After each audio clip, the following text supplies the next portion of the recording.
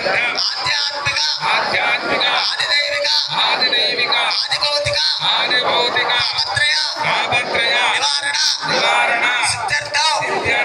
మమ అభీష్ట సిద్ధ్యర్థం మమ గృహే అష్టలక్ష్మి స్థిరనివాస సిద్ధ్యర్థం మమ కుమారస్య కుమార్యాః అఖండ విద్యా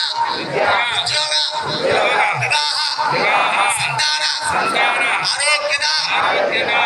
ధనకనక వస్తువాహన ధాన్య పుత్ర పౌత్ర అభివృద్ధి సిద్ధ్యర్థం శ్రీ వీరాచల సీతారామచంద్ర స్వామి పరిపూర్ణ కృప సిద్ధ్యర్థం